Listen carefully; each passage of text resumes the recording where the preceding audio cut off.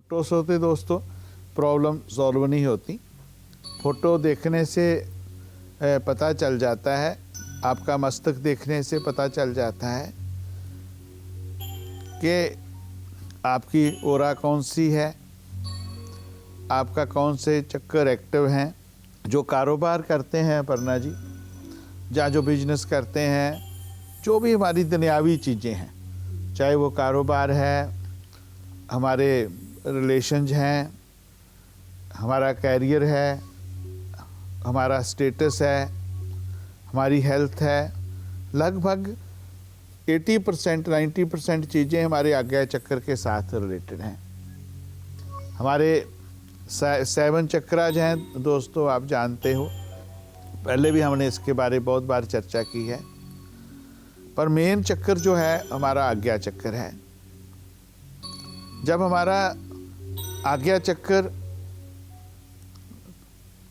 कहीं पे दूषित हो जाता है तो हमारी प्रॉब्लम्स शुरू हो जाती हैं। जैसे मैं सदा कहता हूँ आपको कि आप अपने ऊंचे विचार रखें, किसी के साथ ईर्ष्या ना करें, जलसी ना करें, खास करके अपने आप के बारे में तो बहुत ऊंचे विचार रखें। आप कहते हो मुझे ये बिजनेस करना है, और साथ में मन में तर्क पे तर्क आता है कि तू कैसे कर लेगा, ये तो बहुत बड़ा काम है, कैसे कर पाएगा तू। आप कहते हो कि मैं इस मैच को मुझे जीतना ही है, आपका तर्क पे तर्क कहता नहीं जीत पाएगा, कैसे जीत पाएगा।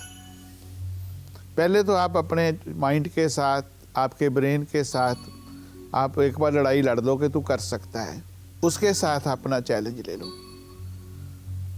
हमारी जो लड़ाई है अपर्णा जी, जो हमारा मुकाबला है अपने आप से है, कंपटीशन। जब तक आप अपने आप को नहीं समझा लेते अपर्णा जी कि मैं ये काम कर सकता हूँ, मैं इतना बड़ा व्यक्ति बन सकता हूँ, मैं इस दुनिया में इस चीज़ को कर सकता हूँ, जब तक आप अपने आप को कन्विंस नहीं कर लेते तब तक आप कुछ नहीं कर पाओगे। क्योंकि अगर आपने अपने आप को कन्विंस नहीं किया तो समझ लो आप अभी से हार गए। आप कर तो रहे हो, पर अंतर से आपको पता है कि मैं कैसे करूँगा।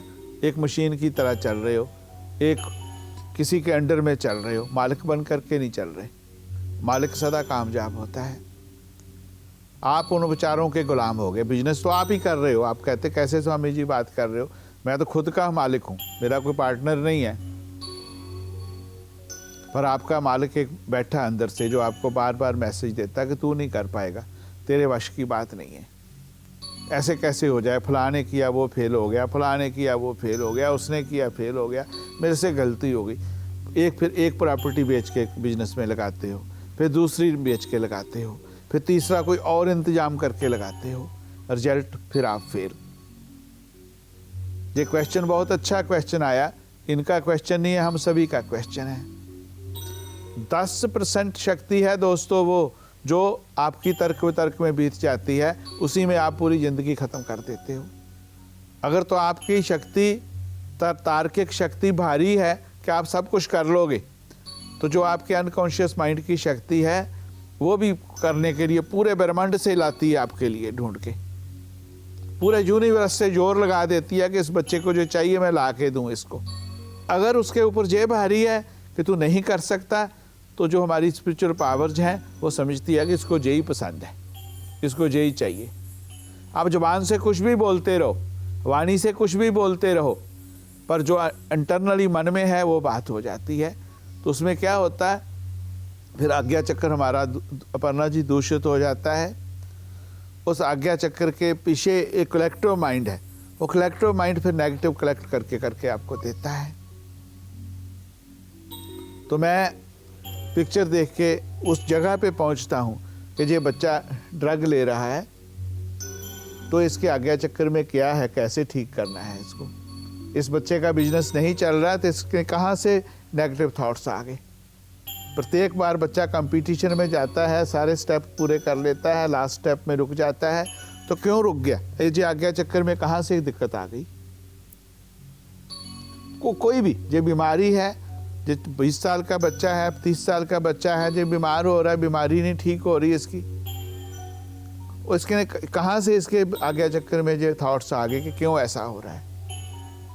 और मेरा जो विश्वास है, मेरा जो अनुभव है कि माता रानी ने, परमात्मा ने हम सबको इतनी शक्ति दी है कि हमारे आगे कुछ भी पॉसिबल नहीं है। तो पिक्चर देख के पता लगाया जाता है कि जो ड्रग ले रहा, क्यों ले रहा है, इसकी शादी सक्सेस नहीं हो रही, कहाँ पे दिक्कत आ गई, इसके संतान की कहाँ से दिक्कत आ गई, एक कारोबार में सदा सदा फेल हो रहा, कहाँ से दिक्कत आ गई।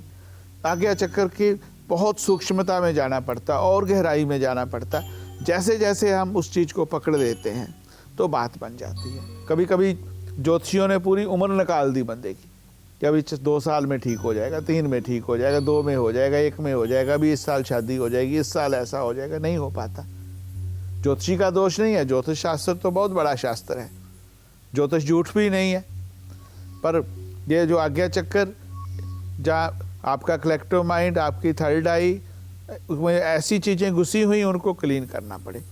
जब तक उनको क्लीन नहीं करेंगे तब तक बात नहीं बनेगी।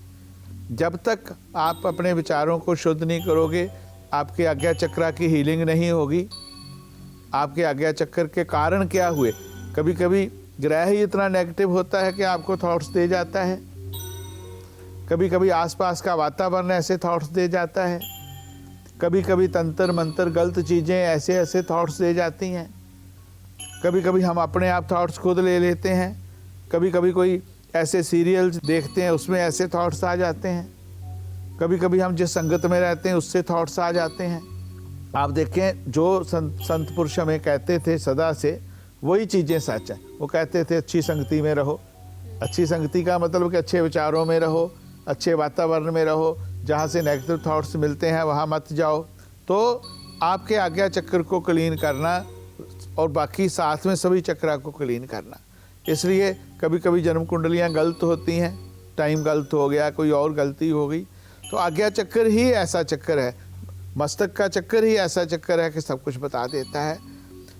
हमने आज्ञा चक्र को क्लीन कर करके अपर्णा जी जो 10-10 साल से, 15-15 साल से चीज़ें रुकी हुई थी, वो चीज़ें ठीक हो गई।